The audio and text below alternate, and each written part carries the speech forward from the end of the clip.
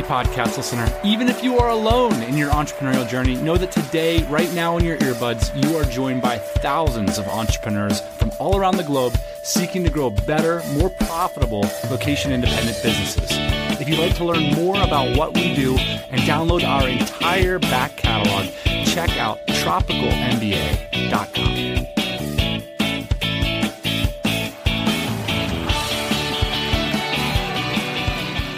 Today's guest not only works for one of the most successful startups in San Francisco, but at the same time, and on the side, we're talking about the weekends here, has built a successful online SEO training course, and that's called ClickMinded.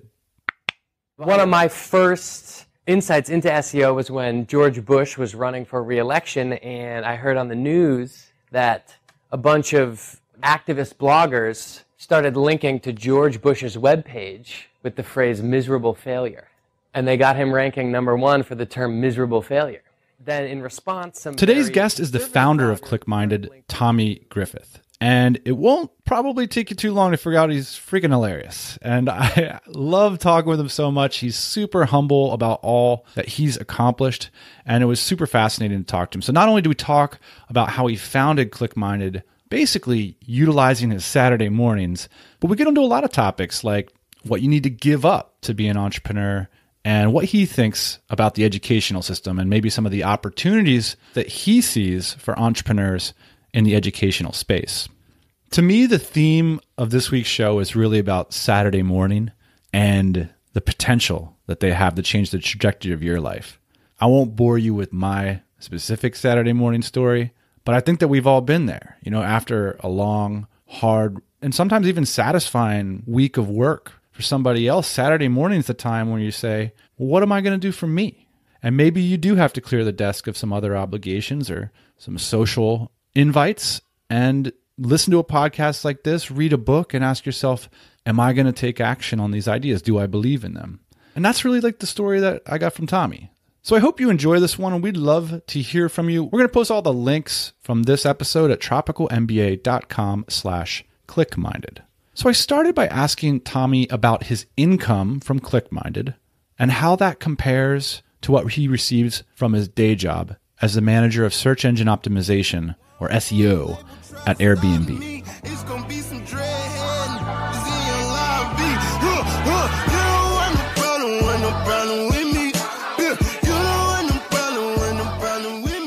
ClickMinded I've been working on for about 5 years. And in my third year, I started eclipsing my own salary. So for the last 3 years, I've been well over my own salary. This year, I'll be about double. Do you have employees for the company? No employees, using contractors here and there where we need it. And I am frequently using the apprenticeship model. So at any given time, I usually have at least one apprentice that I usually work with on weekends and has traditionally been an international student in San Francisco. I teach at a grad school as well, a summer elective at a graduate school, and I usually take on one apprenticeship after every class. Tommy, why do you still work at Airbnb? So there's still a bunch of stuff I want to do. I think it's a healthy mix of paranoia about going full time on my project and my business, and still not feeling fully accomplished yet with all the stuff I have going on. There's a bunch of projects we're launching in the future, and I'm just not done yet. There's a moment that you wrote about being in a hammock in New Hampshire. I want to talk about that hammock, but from reading the 4-Hour Workweek, your business, ClickMinded, is basically a dream come true for a fresh indoctrinee of the 4-Hour Workweek style of thinking. You hardly spend any time on the business.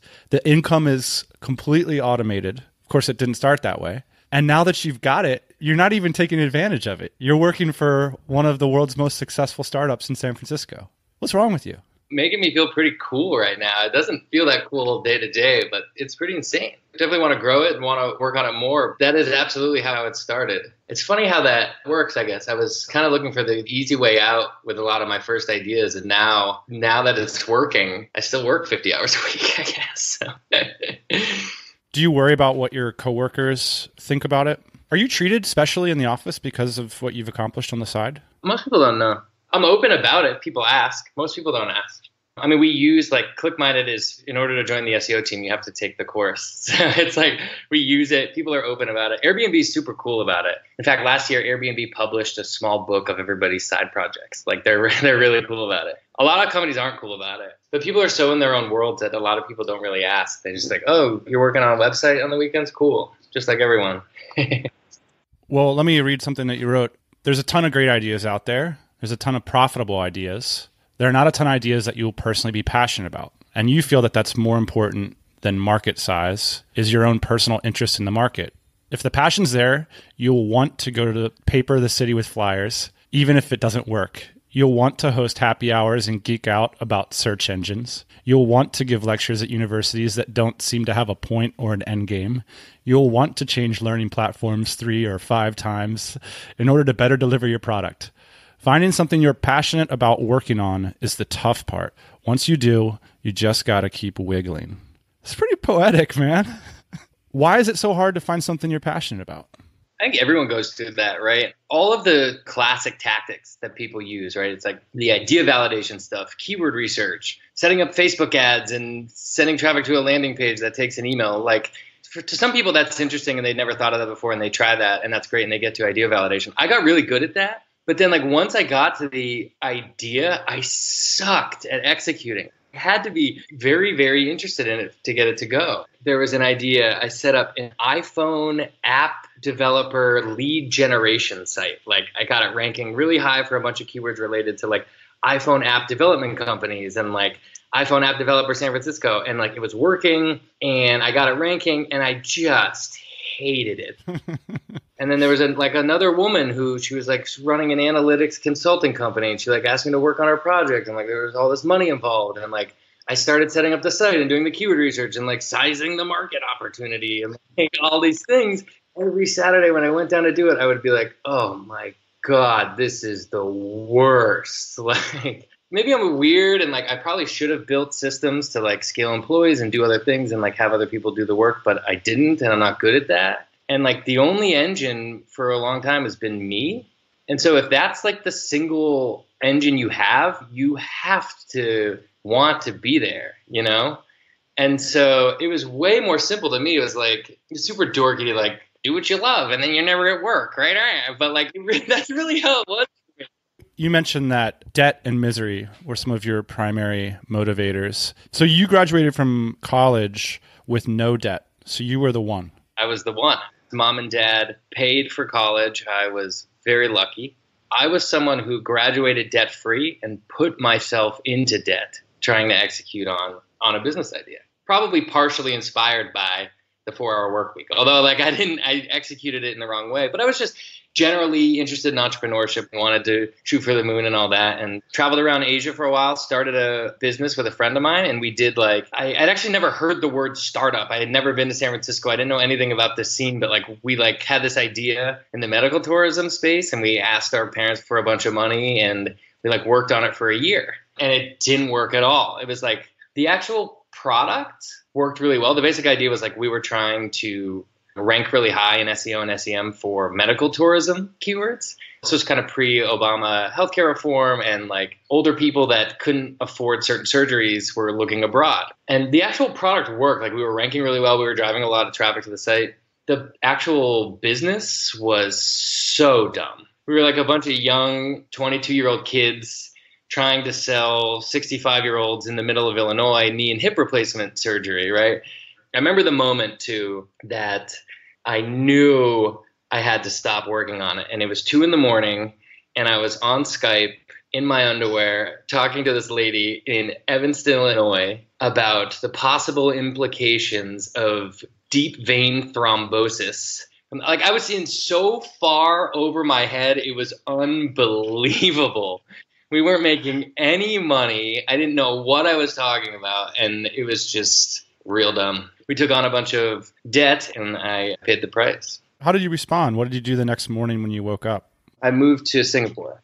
I was in Taiwan at the time. I got really interested in digital marketing, inspired by a 4-hour work week, I guess. Worked at an ad agency managing paid search for 4- and 5-star hotels and bartending at a nightclub on top of the Marina Bay Sands casino. Oh, nice. and tried to start another, like an agency, my own SEO agency. I tried to start 2 different agencies while I was there, and both times failed miserably. It was the same thing. Like I was working to build out an agency. I thought like that would be a good thing to do. I was interested in SEO in general, but like every day was the same thing. I would meet the client and start figuring it out and sizing everything. And then once I would sit down on the Saturday morning and it was face to face with WordPress and keyword research, and it was like someone else's business, it's just so hard to give a shit about someone else's business, you know? Totally.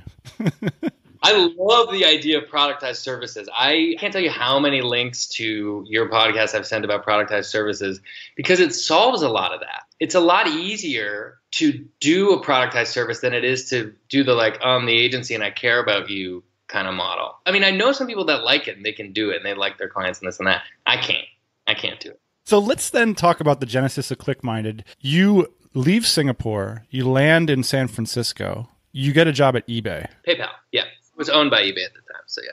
You're in debt pretty seriously at this point. So you're like, I got to get a serious job in a serious place. Was that the mindset? Basically, yeah. I mean, I'd been away for a while.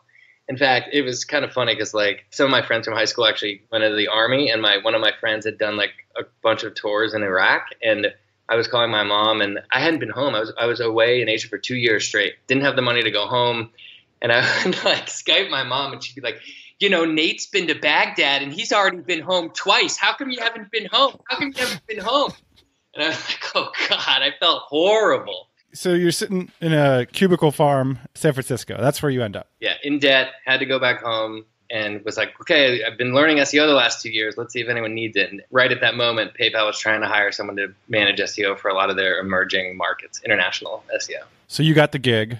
How did that lead to you doing a side project? So I was like the young, energetic, hungry guy. Boss had asked me to do a training class to teach a bunch of the people like how SEO works. And I just did it. And so I put together like a 2-hour course with a colleague on kind of the introduction to SEO, got a ton of feedback on it. And people said like, oh, I've tried to learn it in the past. It was really complicated and confusing. You made it easy. So I had this light bulb moment, like, okay, maybe I can try this. People need this. It's valuable. So I started to put together like a kind of an all-day SEO training course, 6 hours, rent out a space in a co-working space in San Francisco, and just nerd out with people about title tags, hang out and talk about search engines. That was the idea. And so you were charging a lot of money for these events, right? The very, very V1 was $500. It was a 2-day class. By the end of that second day, I was dying, and all the students too were like, dude, this is not 2 days. Like, what are you doing? The actual product ended up being, kind of an all-day class, like 9 to 5 or 6 p.m., $500 per user. I was looking at the numbers of this initial product, and your conclusion at the end was this is the worst paying job in San Francisco. That's right. It was a terrible, terrible business. The model was 1 to 5 students, Saturday mornings, $500, all you can SEO. I would ask them about what they wanted to learn, ask them for their website and their competitors. I would do a bunch of research beforehand and like get it all ready. So I would like look at their competitors, evaluate the site, come back with recommendations. And then that Saturday would like learn SEO and then would give kind of direct feedback. I didn't have a ton of money and I did a rev share with the co-working spaces. So instead of like booking a co-working space in advance and being really stressed about filling it, I'd say, hey, let me do a revenue share with you. And then that way I'm not on the hook and like all stressed out about filling a class. But what it meant was that like 4 or 5 person classes were pretty good. 1 person classes were terrible. There was this moment where I was still in a lot of debt, still trying to work it off, still trying to get feedback on the class. And someone emailed me. It was like my 2nd or 3rd class. So this guy emails me and his name is Philip Liu. He's this 55-year-old Chinese dude. And he's like, I would love to learn SEO, but I'm only in town 1 day. And it turns out it was March 17th. It was St. Patrick's Day, also my 26th birthday. Philip's like, can you make time for this? And I'm sitting there, I'm thinking about it. It's like, oh, it's my 26th birthday. It's $500. Fine, I'm in. I've got so much debt. Like, I got to get through this. I'm in. Then he asked for a promo code. And I'm like, God damn it. Then after I really crunched the numbers, it was awful. The revenue share on the co-working space was 50%. You know, I would buy a bunch of printed materials. I would buy the guy lunch. I did a lot of work leading up to it. And so I'm sitting there on my birthday, St. Patrick's Day. There's like drunk people coming up on the window, like knocking with like green leprechaun hats, like having the best day of their life. And it's me and Philip Liu sitting in this tiny dark room talking about meta descriptions. And I did up the math, and I was making about $12 an hour teaching this guy. And San Francisco minimum wage was $13 an hour. So it was not good. What were the key moments? So one of the breakthrough moments was your Chinese client, but also getting those first few paying clients with direct hustle. Can you tell me about those people? Who were they? I did a lot of the initial deals through revenue shares. I created the product. I spent a bunch of weekends in coffee shops, created the product. When I first created the product, as everyone who does SEO kind of knows, it takes a little bit of time to get a website ranking. And so while I was waiting for that, I made a bunch of flyers that said ClickMinded SEO Training, learn how SEO works. Normally $750, just $500 this weekend. And I actually printed out flyers and printed out a few thousand flyers. I was cutting them at the bottom, like in a laundromat. Like in a laundromat. It was the exact same thing as that. And a bunch of my friends helped me cut them out. And I just went, I took a day off work, and it was really cold. It was November, December in San Francisco. And I had a big coat and a hat, and I just went with a huge thing of duct tape. And I went to every single so funny thing about it, every single lamppost in San Francisco, just block by block, posting up my flyers. And it was probably the dumbest thing I've ever done. Halfway through, I realized, I'm pretty sure I did this when I was trying to mow lawns at age 11. But a bunch of my friends were saying, they were, convinced that it was probably going to work because I was, stupid enough to be willing to do that. Most people will, have a cool app idea, and then they get high, right? In some ways, this is the story of the Saturday morning hustle. Sounds like that's a really critical time for you. So did you tell your bosses what you were going to be doing? Yeah, I did. I actually wrestled with that a lot. And I don't know why I was so particular about the rules then, but I was. And I was very nervous about it. My actual direct boss was okay with it, but he said, you have to email the eBay legal team and make sure it's okay. And so I wrote this email to them. It's hello, I'd like to tell you about a side project I'm about to endeavor on, and this and that. And I wrote it and rewrote it, deleted it, rewrote it. And I was this is everything. If they don't buy this, I'm screwed. Should I do this? Why should I send this? I wrestled with it a lot. And then I finally got to an email I was happy with. It took me 2 days to write a 1 or 2 paragraph email. And then I sent it. And in 2 minutes, the guy emails me back. He's sounds cool. Okay, no problem.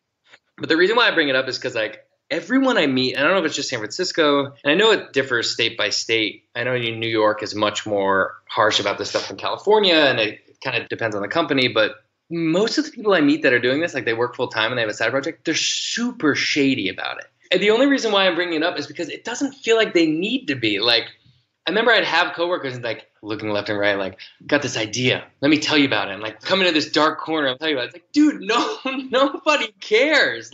Don't start a rival company inside your company. But outside of that, as long as you're getting your stuff done and you have a cool boss, you're probably good. My current employer is super cool about these things. They encourage it. A lot of people are very sketched out about it. Maybe it's rightfully so, maybe not. Maybe I just got lucky, but I was open about it and I had no problems. At this moment, when you're running these seminars, did you have the vision for what ClickMinded would become? No, I completely fell ass backwards into it, and it was just pure luck. I was asked to go talk at a school, and someone actually raised their hand and asked if I'd ever heard of Udemy, and I hadn't. Udemy is an online course marketplace. Udemy was I would argue, one of the pioneers in kind of not MOOCs. I think there's a distinction between MOOCs, like the Coursera's and the Udacity, kind of Stanford or Princeton puts their curriculum online. So a MOOC is a massive open online course. And yeah, a lot of them are free. They're trying to figure out how to monetize them now. I'm very interested in online learning now. Udemy is the other end, kind of down market, which is I'm good at Photoshop. I'm going to put together a Photoshop course. Yeah, SEO, different types of design, a lot of type of stuff that you could screen capture, a lot of independent entrepreneurs. Udemy and I have actually had a very famous falling out, a very public falling out as of late. Udemy was very pro-instructor, pioneer in the market in the early days for a while. And recently they've had a number of changes that are very anti-instructor, bad for the ecosystem, bad for online learning in general. Udemy is an okay place to start, but you can't build a business. You can't build a good product there long term anymore. You called him out publicly? I did. We had a famous falling out. I was one of the earlier instructors. I was on their homepage for a while. I've been to the office a bunch. It's near my office. I've helped with a bunch of stuff. And then they did a bunch of things that were bad for instructors. And I got kicked out of their Facebook group.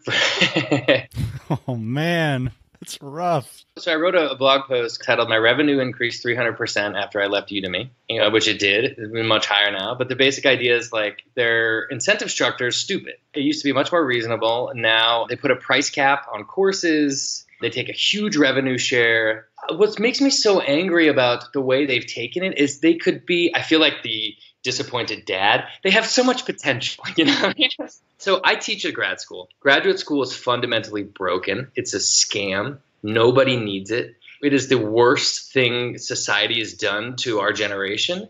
There's a trillion with a T, $1 trillion worth of debt because of grad school in the United States.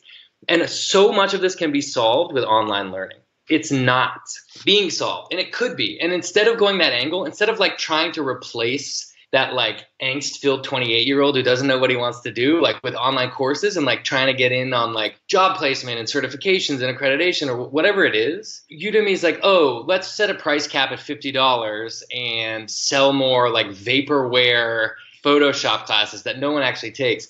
The big dirty secret with online courses, this is actually an amazing A/B test. So Udemy accidentally opted me into one of their discounts. So my course started as a $99 online course, and I've ramped it up to $500. I then removed myself from Udemy's affiliate promotion thing where they say like, hey, give us unhinged ability to discount your course as much as you want and email everybody. And I turned it off. I didn't want to discount it anymore. They accidentally opted me in. And so my $500 course, they sent an email to like 1 million something people selling my $500 course for $10. And so it was like a huge hit to the brand. People who had bought it and like had the 30 or 60 day refund policy or whatever asked for refunds back. Like all these people signed up for it. It got torrented right after. And by torrented, you mean your course got copied and put on the internet for free? Exactly, yeah. So it got uploaded. The most amazing part, though, all of that was like fine. There's no big deal. I've done a bunch of weird things on Udemy. I've broken their terms of service before, and they were cool. Like it was an engineering mistake. That actually wasn't that big of a deal. We got that resolved. But the most amazing part was the data. People who were buying the course at $10 weren't taking it. And that's what was so fascinating to me is like, maybe the way that they're doing it is better for their business. And if it is, that's fine, and I get it. But what they're doing is bad for the online learning ecosystem. It could just be so much more. Like Udemy could replace grad school. And instead, they're going to like go for next quarter's numbers. You know what I mean? Like that's why I'm so mad about it. Why do you teach at grad school? I don't know. It was just an opportunity at first, and then I kind of liked it. I like teaching. What's it like?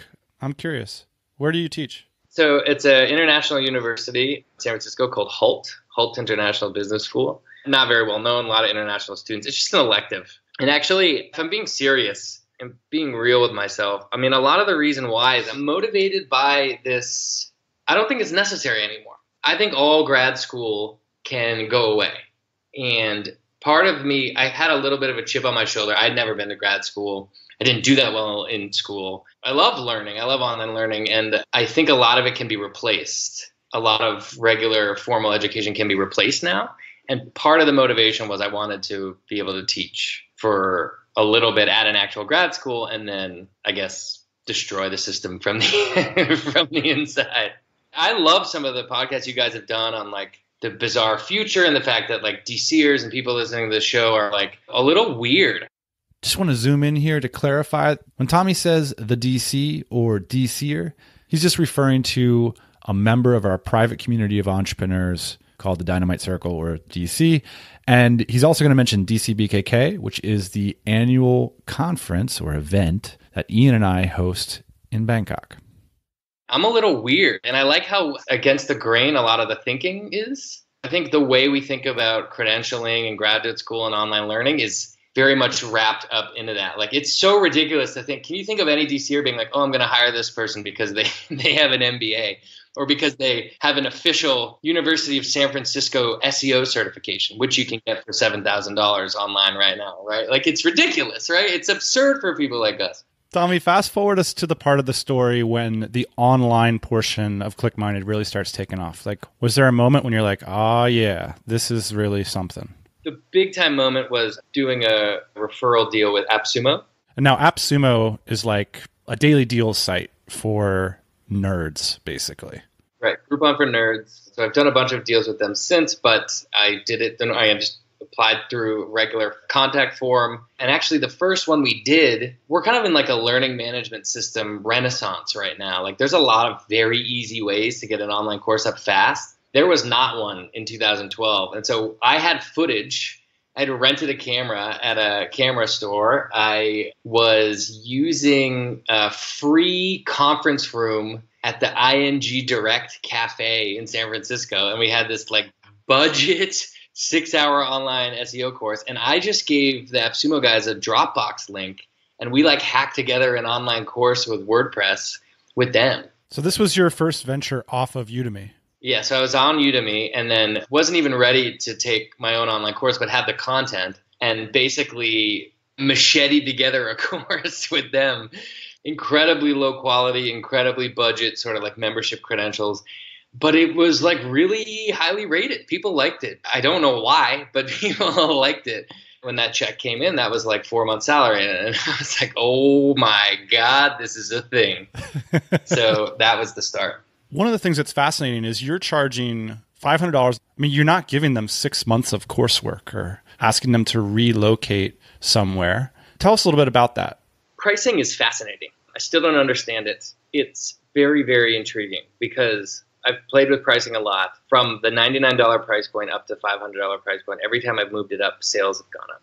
I go back and forth. Like, for example, there's a bunch of companies now who use ClickMinded and they onboard all of their designers. So any designer who's joining the company takes the course. And when you view it in that lens, the course is way too cheap, right? Like, every designer is learning search engine optimization fundamentals for a very, very low price. A government agency in New Zealand and a federal government agency in the US have also taken the course, and they're like training it with people. It's like, it's not nearly enough. But like the young, scrappy, there's a lot of internet marketers and like individual web designers, solopreneurs, people who take it. They could argue that, you know, it's only a 6-hour course. Maybe it's too much, but the vast majority of the feedback is that it's pretty good. People like it.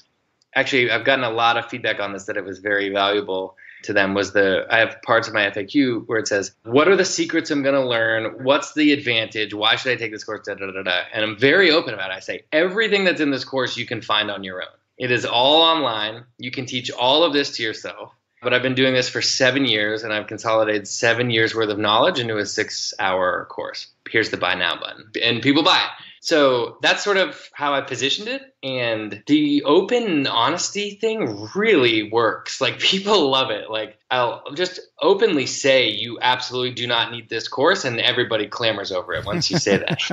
Well, also, it seems to me like I've seen other businesses like this, and you're kind of, instead of presenting this as like some ongoing learning or like a treasure trove of all the world's SEO information, you're actually solving a problem, which is like, this is the SEO that you need to know. And if you're not a full-time SEO, but you're a designer or a government employee, like, we've distilled the key elements of SEO that you need to understand, and it's only going to take 6 hours of your time. Yeah, maybe I need to add that to my marketing copy. But I think what's so cool is that a lot of people might have mindset limitations around it, because certainly so many people listening to this podcast right now, they have an incredible depth of knowledge in their field, and they could share it in a course like this. The things that people liked are so counterintuitive. It's not that black hat tactic that worked for you on your affiliate site. It's like the metaphor you use to connect the dots, or like the joke that you told at that one moment that made it more memorable, or like it actually had way less to do with the actual SEO than I thought, and a little bit more about like the teaching or some of the storytelling stuff or the ease of use. Like, and then here's the other huge dirty secret about online courses. The fastest way to learn is to teach, right? So I cannot tell you how much faster I actually learned SEO once I started teaching it. I think you could argue that I wasn't really that good when I started teaching it. And I'm probably not even that good now. But the fastest hack to really becoming an expert that's able to teach is to just teach. Just start, This is amazing to me. The moment I would have paid off the debt and had 6 figures of income, I would have just been eating chips on my couch on a Wednesday afternoon. You're in this phase where you have a lot of responsibilities in your 9 to 5. I'm assuming, right? There's a lot going on, yeah. This my blessing. This my passion. School of hard knocks. I took night classes. You don't want no problem with me. One area that you write that I was very curious about, that you did have problems in, was with your friends. Can you talk me through first off, what the problem scope was? Yeah, I was very motivated in getting out of debt. Super motivated in building something big. It was very difficult to get sucked back into like a normal social circle. It's just funny to by definition, anyone who builds a company is a little weird. It's not normal. And if you build a big company, that's even weirder, right? So by definition, you're not normal. And by definition, you can't have normal inputs to get these abnormal outputs. So it's kind of a weird way to think about it. But I had roommates that I liked a lot. They'd say it's so awesome what you're doing. I'm going to do that too. And then they go and they're blacked out at the bar, right? Or Sunday football or Taco Tuesdays. When you try and be objective about it and you look back, it's hey, I'm going to do everything everyone else does all the time and then hope that I build something magical and different by a complete act of God, right? So I had a lot of trouble with trying to build this and maintain a lot of friendships. I would piss my friends off. Were they really pissed? Tell me about that. I think I made people mad, especially when you're around, if you are a loudmouth like me or you take a lot of attention and then you stop showing up, people get mad. I think you guys have actually mentioned on your podcast a bunch, the 1-year-old birthday parties. You have to say no to the 1-year-old birthday parties. It sounds horrible, but especially in San Francisco, it's just constant. It's my friend's birthday. There's a mini golf thing. We're going to the park. It's just relentless. And these are ivory tower problems, right? Oh, poor me. I have to say no to a picnic, right? But you have to go against that. And so, yeah, if I'm being really honest, I think I pissed a lot of people off. I would lie a lot. I would say I was going out when I wasn't, or I would say the product wasn't doing as well when it was. It was really lonely for a little while. It was such a breath of fresh air to meet other people that had done that. Or I kind of gave a talk recently at Noah's SumoCon conference, and I said some of these things, and people came up to me with the exact same stories. One woman was I quit my job 9 months ago and I haven't told any of my friends. I've been working on this because it's just relentless. Yoga class and brunch and mimosas and this and that. And just meeting other people that were building similar sized businesses and saying that they had to bail on a lot of social commitments in order to get there. I was very kind of mad at myself for, but then realized most people seem to wrestle with that on the way. And it was a little bit more reassuring, I guess. Did you ultimately end up losing friendships over becoming an entrepreneur? I don't think losing entirely, but I would say I strained friendships for sure. Some people I lost touch with, really, really close friends, kind of no impact. It's not a default. It's not normal. And I think preparing for that mentally is important because there is a little bit of a crossroad. And man, people that are married, kids, I don't know how they do it. My God. Were you trying to go to local meetups and stuff and bump into other entrepreneurs? I was not. I didn't. I think I was fairly isolated. And actually, that might be more related to San Francisco. Man, San Francisco is the worst city for this kind of business. I remember, I went to DCBKK last year and went to Ho Chi Minh, was in Saigon, basically just because of this podcast. And, meeting some of the people there was so interesting. What did it feel like to show up and meet all the faces behind this stuff? Did it defy your expectation in any way? It defied my expectations. I would latch onto one person who got what I was talking about in the city I live in now. And at DCBKK, it was a joke. I was just laughing because you could talk to anyone and they would tell you why ConvertKit was better than MailChimp. Or you could talk to anyone and talk about this like WordPress plugin or that WordPress plugin. Like it was just so much better. Like the forum was great. The DC is great. But meeting face-to-face is truly unbeatable. You cannot beat it. It defied all expectations for sure. This was my second time and was preparing for it for many months. I never prepare for anything. I'm last minute for everything. I am going back. I hate conferences. I get asked to speak at conferences a lot. I cannot stand SEO conferences, but I refuse to miss DCBKK. It was a lot of fun. In San Francisco, it's mostly people trying to get funding and putting together PowerPoint decks. And it's just the exact opposite of printing out 1,000 flyers and duct taping them to the light poles, you know? I held a lot of meetups. Actually, Meetup was a platform that I like leveraged a lot to get my first early users, but the like rubbing shoulders type of stuff wasn't really doing. Hey all, my name is Tommy. Just joined the DC a few days ago. So excited to be part of the group. I can't believe it took me this long to discover the TMBA podcast in this community. This is 2 years ago you write this. I feel like I've finally found my people. Who are your people? My people, I mean, it was just shocking to find so many like-minded people in one spot. I felt a little alone, if I'm going to get a little emo on you right now. Like, I don't know. I mean, talking about WordPress plugins at the bar, yeah, I do it. Leave me alone, you know? But that happened at DCBKK. It happened a lot. I remember walking by someone and I overheard them saying, "What's your open rate, bro?" And I was like, oh my God, that's so DC. That makes it sound like it's very dude heavy. I feel like there were a lot more women this year, but it was very nerd heavy. These are my people. The DC are my people. The business continues to grow. This is a serious business. What are you going to do with it? There's got to be people coming up to you all the time and saying, "What are you doing, Tommy? You know, why don't you take investment? Why don't you have a full team? I mean, this is a multi-million-dollar business." Well, what's your hope for this particular business, ClickMinded?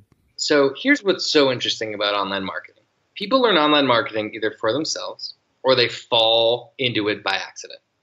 And colleges, aka the world's greatest scam, are trying to capitalize on this by using their leverage as a brand to sell digital marketing degrees. As someone who has hired people at Airbnb and PayPal, interviewed people, hired people for my own business, nobody looks for a digital marketing degree. This is the General Assembly hack reactor coding bootcamp phase, right? Like it's some type of apprenticeship, learn a bunch in a short amount of time and then go do the work kind of model. This is so Silicon Valley and annoying to say, but I'm going to say it. But it's the Paul Graham quote, "The future is here. It's just not evenly distributed." Like, that's exactly what's going on. People who are actually learning this stuff are self-taught or they're taking classes on Udemy, right? But some people are spending $50,000 to $100,000, 2 years of their time, going to grad school, and then they're in the exact same spot 2 years later. Except with $100,000 of debt and no progress, no direction.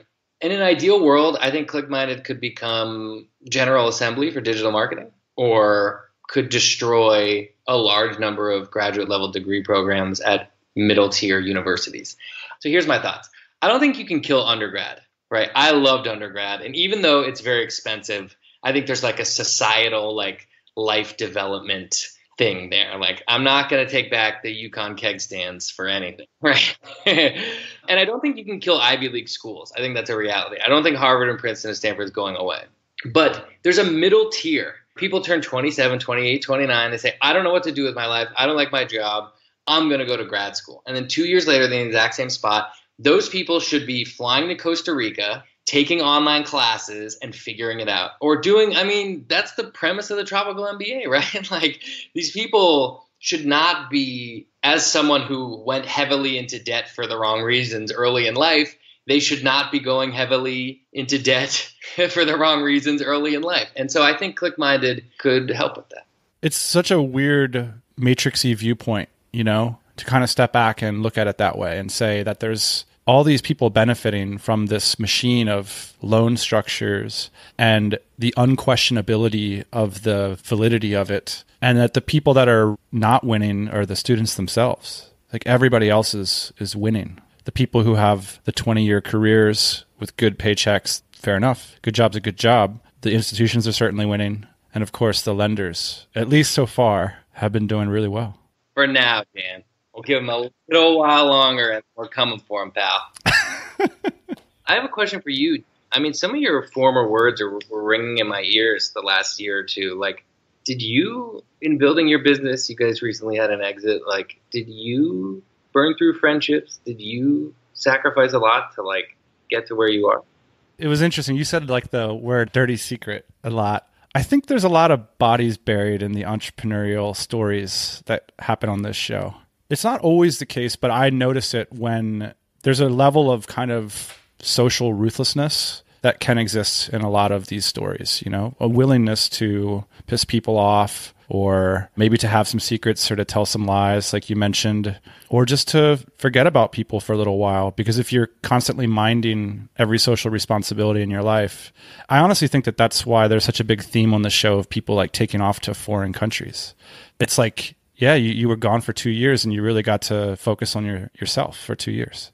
I do remember being in San Diego at the beginning, and I had a lot of friends that were meaningful relationships, but they were practice-based friendships.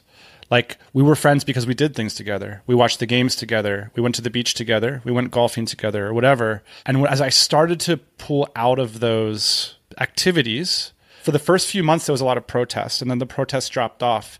And when I would return, I initially was honest about what was happening and then started not being so open about it because it was awkward to talk about, because those things questioned not only our relationship, like whether it was going to continue, but I think it kind of implicitly called into question what they were doing with their lives. Right. I didn't mean to do that. Maybe at the beginning I was that. At the beginning I was like, oh, you guys should, check this book out. But as things started getting rolling, I would almost be a little bit embarrassed to come back. Right, exactly. I felt the exact same way. All of a sudden the level changes, and it's like, yeah, people would say, what'd you do last night? And it's like, I closed a huge deal, or like I did a huge thing, but I would say like nothing. It's awkward. My closest friends, that's a different story. They thought I was a scam artist or full of shit for years. I guess because I'm a big talker. And so I would always talk about everything I'm doing as, it's the greatest thing ever. I was like, no, this is like a legitimate opportunity for people's lives, And they're like, yeah, whatever. Whatever, dude. Let us know when you come back to reality. What I found is post-startup, I've really made it a priority in my life to like build in time with my closest friends and family. I spend more time with my close friends, my high school friends, my close guys, and my family than I ever would in my corporate career when I lived and worked in San Diego and had to get a $400 flight back home for Christmas. So that's changed. You guys have put a lot of your life out there the last couple of years with this show.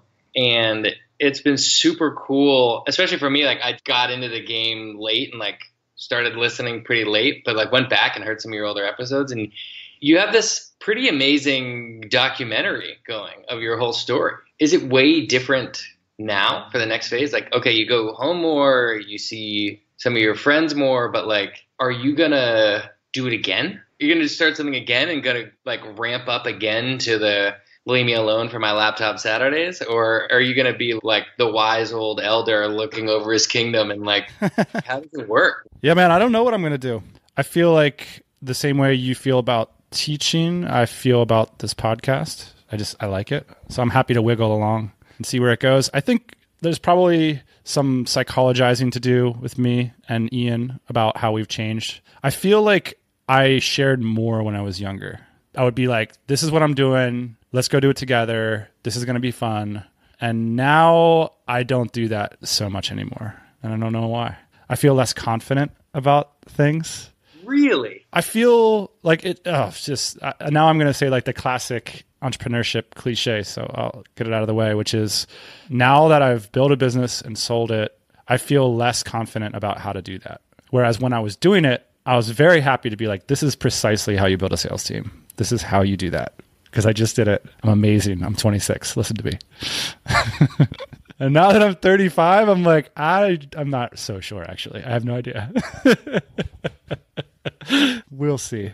That's it, man. Thank you so much for everything. You have no idea how much you've helped me. My pleasure. All my laptop Saturdays. Thanks, Tommy. It's gonna be some dread. It's in your live beat. You don't want no problem with me. I hope you liked this conversation as much as I did. If you want to comment or check out some of the links that we mentioned in today's show, check out tropicalmba.com/clickminded. And big ups to Tommy Griffith for coming by and sharing his story. I love this idea of the Saturday for you, you know? You've worked so hard all week long, and this could even be the case if you have a business. Maybe Saturday morning is just that time, you know, you clear the to-do list off and you ask yourself, you know, what's something exciting, something different, something profitable that I could do on the weekend? I hope Tommy's story inspires a few listeners of this show to go get started on their idea. Again, we'll be at tropicalmba.com/clickminded. And thanks for listening, and we'll be back next Thursday morning. Hey, thanks for listening to the Tropical MBA podcast. You can go to tropicalmba.com, get access to hundreds of back episodes and all kinds of other goodies. Load up your iPod. That is the cheapest way to fly business class on your next international flight. We will see you next Thursday morning, 8 a.m. Eastern Standard Time.